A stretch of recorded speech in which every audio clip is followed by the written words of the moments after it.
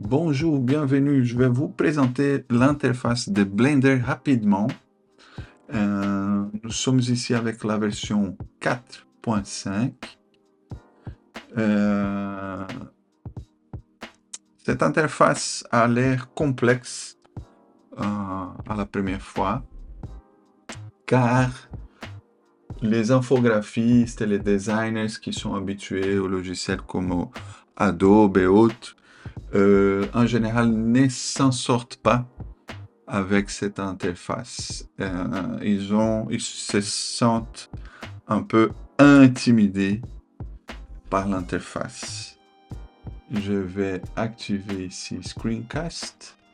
Comme ça, ici, vous pouvez voir les mouvements que j'ai fait sur ma souris. Tout d'abord, les views. Donc, si je fais 1 sur mon clavier, il faut avoir le clavier numérique. Vous voyez, c'est marqué ici Numpad 1. C'est Front View. Ici, il va me montrer aussi pour me dire que je suis en Front View. Si je fais 3, c'est la vue du côté. Vous pouvez constater par la caméra qui a changé de vue ici. Et si je fais 7, c'est la vue du haut. Il y a d'autres possibilités encore de mode de vision. Mais si vous retenez ça, 1, c'est face. 3, c'est côté. 7, c'est du haut. Je vais venir de nouveau à 1. Donc, nous sommes en face. La caméra, par défaut, elle est à côté ici. Ici, on a le gizmo. Si je clique sur le gizmo, je peux pivoter. Ici, on a la main qui me permet de faire un mouvement qui s'appelle pan en anglais. Et si je prends la roue ici de la souris, de mon mouse, je peux faire zoom in, zoom out. Donc ça me permet de zoomer sur l'objet. Et ici, ça me permet de tourner l'objet. Et si je ne sais pas de quelle manière je suis en train de voir l'objet, il suffit d'aller sur 1, sur le pavé numérique. Attention, ça marche que sur le pavé numérique. Ça. L'objet ici, il est entouré. Il a un contour jaune qui indique que c'est lui qui est sélectionné. Si je sélectionne ici la lumière ici, elle a un contour jaune maintenant et elle est sélectionnée ici. Ici, les collections fonctionnent comme les calques sur les logiciels Illustrator, Photoshop et autres. C'est la même chose. C'est des collections, c'est des calques. Et ici, avec l'œil, je peux dire, hop, je ne veux plus le voir. Et ça marche comme les logiciels Adobe. Ici, si je dis je ne veux plus le voir, je vois ce petit symbole qui est là. Le curseur. Le curseur, il est au centre du monde. Donc, je vais appuyer sur 7. Je suis du haut. Ou je vais appuyer sur 1. Et on voit qu'il est bien au centre. Cet axe-là, je vais aller sur 1. Cet axe-là qui est rouge, je vais peut-être faire une notation ici.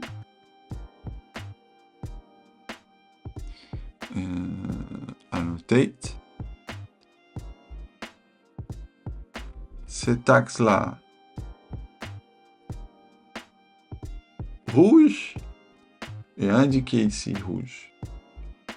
C'est l'axe X. OK. Je reviens de nouveau sur 1. Je vais pivoter ici.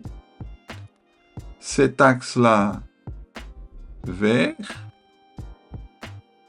Y, ça c'est profondeur. Donc là, X du côté, Y profondeur. Je vais faire 1 de nouveau. Et le axe vers le haut et vers le bas, c'est Z. C'est marqué ici. Ici, il m'indique avec les couleurs Y, c'est profondeur, X, c'est de gauche à droite, et Z, du haut vers le bas. D'accord? Je vais faire CTRL Z pour effacer mes notes. Voilà. Je vais sortir des notes, je vais venir ici. Et je vais faire l'œil de nouveau. Qu'est-ce que nous avons ici? Je suis encore sur les notes. Voilà. Nous avons un cube. Si je le sélectionne, il est de nouveau sélectionné là. Ici, je peux voir les coordonnées de l'objet. Dans l'axe X, dans l'axe Y et dans l'axe Z, il est à 0. Il est au centre du monde.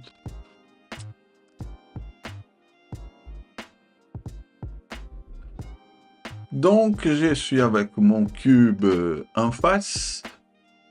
On a appris déjà, je peux le pivoter ici. Je peux faire la main pour faire qu'il va faire ces mouvements-là. C'est comme InDesign ou Illustrator, il fait pan.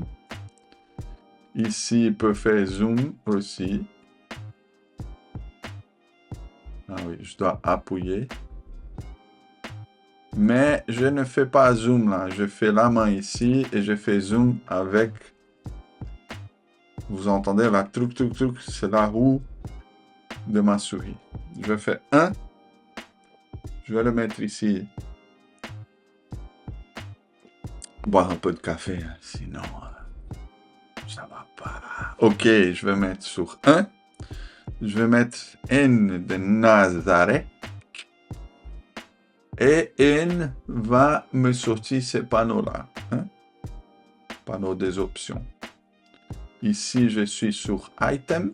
Je le sélectionne. Item, c'est le cube. Hein? Je le sélectionne.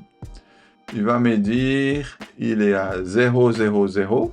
Si je le bouge, je peux sélectionner ça. Regarde, Move. Et je le bouge. Il va me dire que dans l'axe X positif, il est à 3 mètres. Tadana. 3 mètres quelque chose. Je veux le remettre là, je mets 0. Voilà.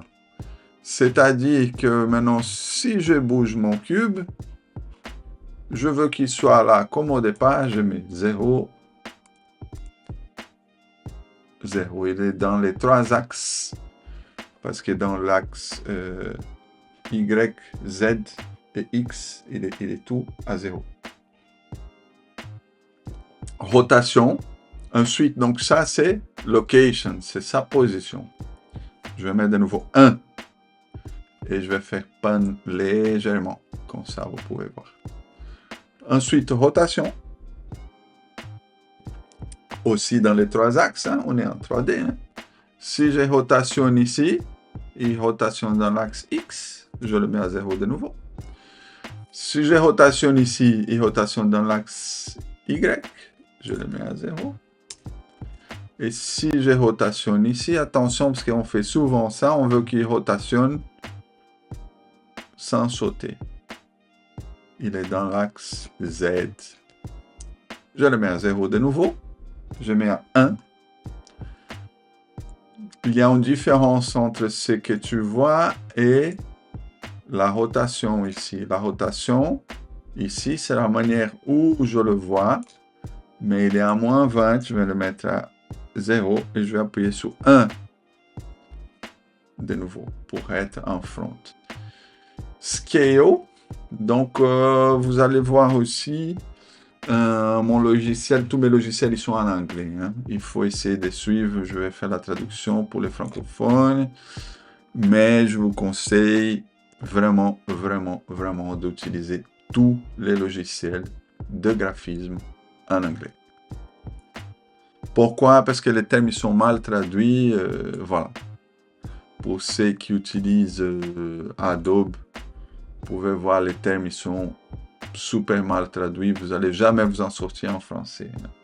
Je vous préviens. Ensuite, scaling. Alors, si je fais scaling, donc je vais faire scaling dans l'axe Y. Regardez. Je vais faire, par exemple, 3 mètres dans l'axe Y. J'ai fait 3 mètres dans l'axe Y. Notez bien que les dimensions sont de 6. Pourquoi? Parce que j'ai dit dans l'axe X, je veux 3 mètres. D'accord? Mais il va faire aussi de l'autre côté aussi. Hein? Ça, c'est X positif et ça, c'est X négatif. Ici, c'est le milieu. Donc, 3 mètres de scaling scalé par 3, il va faire 3 de chaque côté. Ça peut être complexe, mais vous allez comprendre que si je demande de faire sur un axe, il doit faire à gauche et à droite, parce que tous les axes, ils ont à gauche et à droite. Donc, on était là. 3. J'ai scalé mon objet, je reviens là. J'ai scalé mon objet, et maintenant, je vais mettre 1, et maintenant, je vais mettre 3. Vous voyez, du côté, il a déjà changé. Du côté, non, en face. Et je vais dire, dans l'axe Z, je veux 5. Donc, c'est 5 dans l'axe Z. Il va faire 5 par le haut. 5 positives et 5 négatives. Hein? Il va escaler dans les deux sens. Donc, de cette manière-là, mon objet, maintenant, si je le sélectionne, il a 6 mètres de gauche à droite. Dans l'axe Y, on n'a rien fait. Moi, je vais mettre 1 mètre, juste pour que vous preniez conscience de ce que nous sommes en train de faire. Et dans l'axe Z, il a 10. Donc, je vais faire 1, je vais faire 3, et je vais faire 7. Vu de haut, il est comme ça.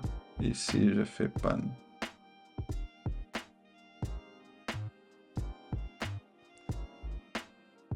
Ah, je voulais le remettre là. Il n'y a pas de problème.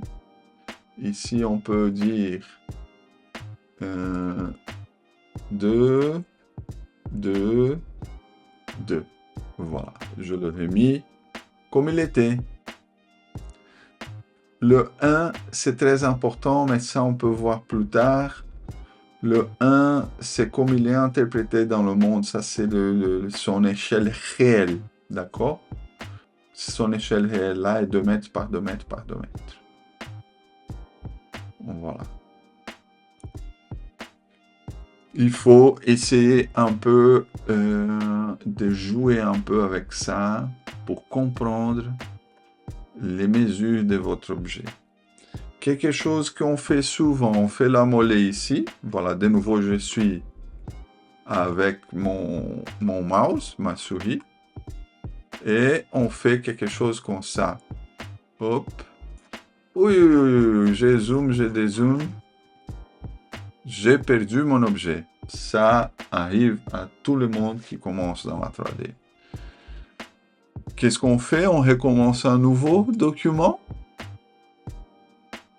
Non, pas nécessaire. On sélectionne l'objet, le cube. Ah, je le sélectionne, mais je continue toujours pas à le voir.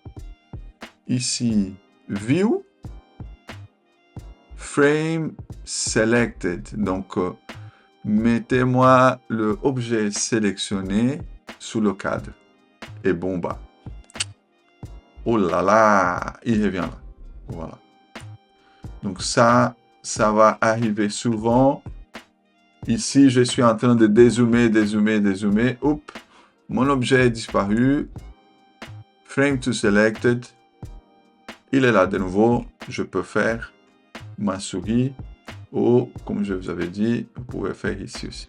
Mais avec la souris, c'est beaucoup plus facile. Si vous avez la possibilité de cliquer ici, vous voyez ici, ma souris est là, je clique sur la roue. J'ai une souris Logitech Pro, elle a tous les boutons nécessaires, mais voilà. Mais si vous avez une bête souris que vous pouvez cliquer sur la roue, c'est bon.